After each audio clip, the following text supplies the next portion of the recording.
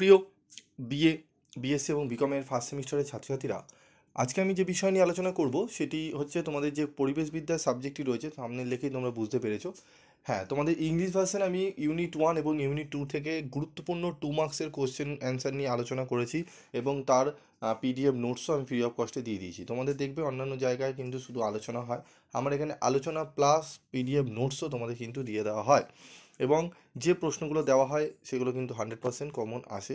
তবে ইএনবিএসের ক্ষেত্রে আমি বারবার বলবো, এরকম আমি বলবো না যে 100% কমন আসবে, কারণ এই সাবজেক্টটি অনেকটাই তোমাদের কিন্তু স্প্লিট করে কোশ্চেন হয়, সেক্ষেত্রে কিন্তু কমন পাওয়া অতটা সোজা নয়।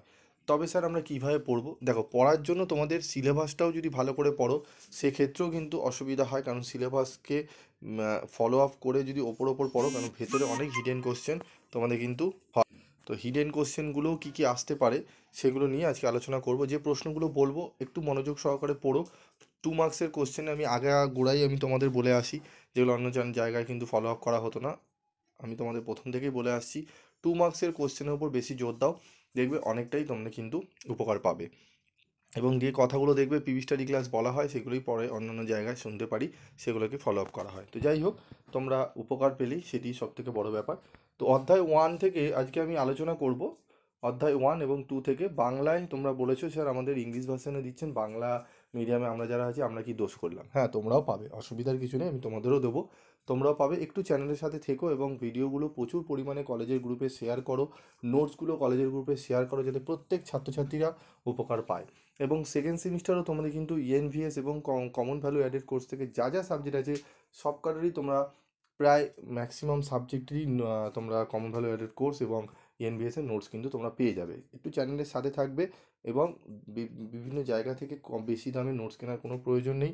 তোমাদের সামান্য রেমুনারেশন আমি তোমাদের ইএনবিএস এবং কনসেশন ভ্যালুর যে পেপারগুলো হবে সেকেন্ড সেমিস্টারে, আমি 60 থেকে 70 টাকার বিনিময়ে তোমাদের প্রত্যেকটা ফুল পিডিএফ নোটস 100% কমনযোগ্য করে আমি স্টাডি মেটেরিয়াল দিয়ে দেবো। একটু ওয়েট করবে, তোমরা পেয়ে যাবে, ঠিক আছে? তো দেখো, প্রথম প্রশ্ন হচ্ছে পরিবেশ কাকে বলে? উদ্ভিদ, প্রাণী এবং মানুষের সুস্থ স্বাভাবিকভাবে পৃথিবীতে বেঁচে থাকার জন্য যে পারিপার্শ্বিক অবস্থার প্রয়োজন হয় তাকে পরিবেশ বলে। পরিবেশবিদ্যা বলতে কী বোঝায়? এনভায়রনমেন্ট শব্দটির উৎপত্তি কোথা থেকে হয়েছে? যে শাস্ত্র পাঠ করলে পরিবেশ সম্পর্কে জ্ঞান লাভ করা যায় তাকে পরিবেশবিদ্যা বলে। ফরাসি শব্দ এনভায়রনমেন্ট থেকে উৎপত্তি হয়েছে, ঠিক আছে? পরিবেশ বিজ্ঞান কি?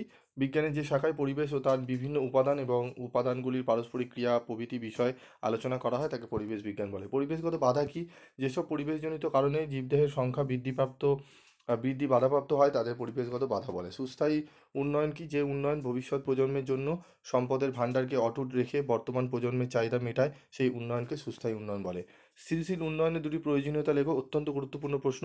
স্থিতিশীল উন্নয়নের সুফল আগামী কয়েক প্রজন্ম ধরে ভোগ করা সম্ভব হবে। স্থিতিশীল উন্নয়নের লক্ষ্য হলো এমন এক পৃথিবী গড়ে তোলা যেখানে মানুষের জীবনযাত্রা ও জনস্বাস্থ্যের মান উন্নত হবে। লো কার্বন লাইফস্টাইল কি? এটি অবশ্যই পড়বে, লো কার্বন লাইফস্টাইল এবং মিশন লাইফ অবশ্যই পড়বে। 2 মার্কসের আসবে এবং 5 মার্কসেরও তোমাদের কিন্তু 2 মার্কসের হিসাবে স্প্লিট করে কোশ্চেন হবে। 2 2+1 বা 2 1+2 এইভাবে কিন্তু প্রশ্ন হবে। তো লো কার্বন লাইফস্টাইল তোমরা একটু দেখে নাও। তারপর হচ্ছে লো কার্বন লাইফস্টাইলের একটি সুবিধা, ঠিক আছে? একটি সুবিধা কি? স্বল্প কার্বন লাইফস্টাইল গ্রহণের প্রধান সুবিধা হলো এটি পরিবেশ রক্ষা করে এবং জলবায়ু পরিবর্তন প্রশমিত করতে সাহায্য করে। সম্পদের অবক্ষয় বলতে কী বোঝো? মানুষের অতিরিক্ত সম্পদের ব্যবহারের ফলে প্রাকৃতিক ও অন্যান্য সম্পদ ধীরে ধীরে লুপ্ত হচ্ছে, সম্পদের এরূপ লুপ্ত হওয়াকে সম্পদের অবক্ষয় বলে। মিশন লাইফ, যেটি অত্যন্ত গুরুত্বপূর্ণ। মিশন লাইফ বা পরিবেশের জন্য জীবনধারা একটি টেকসই এবং স্বাস্থ্যকর জীবন ধারণার জন্য একটি নতুন উদ্যোগ। গ্লোবাল ওয়ার্মিং এবং জলবায়ুর পরিবর্তন মানবজাতির সামনে প্রধান চ্যালেঞ্জ এবং মিশন লাইফ জলবায়ু পরিবর্তনের বিরুদ্ধে লড়াইকে গণতান্ত্রিক করে তোলে। কবে মিশন লাইফের ধারণাটি সূচনা হয়? 2021 খ্রিস্টাব্দে গ্লাসগোতে 26তম United Nation climate change conference of the parties এর সময় ভারত, ঠিক আছে, লাইফ এর ধারণা চালু করেছিল। পরিবেশের উপাদানগুলি কী কী? সজীব উপাদান জীবাণু, গাছপালা, জীবজন্তু, মানুষ। জড় উপাদান জল, বাতাস, মাটি, আলো। এখান থেকেও কিন্তু তোমাদের এমসিকিউ বা এসিকিউ আসতে পারে। পরিবেশ কয় ধরনের ও কী কী? 3 ধরনের: ভৌত বা প্রাকৃতিক পরিবেশ, সজীব পরিবেশ এবং সামাজিক পরিবেশ। দুটি কৃত্রিম বাস্তুতন্ত্রের উদাহরণ দাও।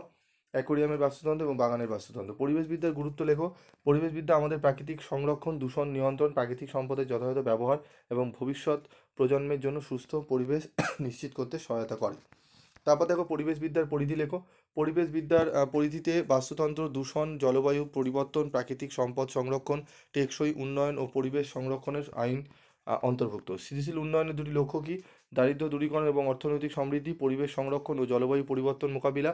মিশন লাইফের তিনটি কৌশল কী কী? সচেতনতা বৃদ্ধি করা, সম্পদ সঞ্চয় ও পুনর্ব্যবহার উৎসাহিত করা, পরিবেশ বান্ধব প্রযুক্তির ব্যবহার নিশ্চিত করা। তো ভিডিওটি অত্যন্ত বড় হয়ে যায়।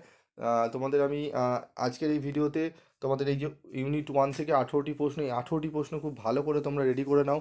5 মার্কসেরও কোশ্চেন অ্যান্সার পিডিএফ তোমরা পেয়ে যাবে।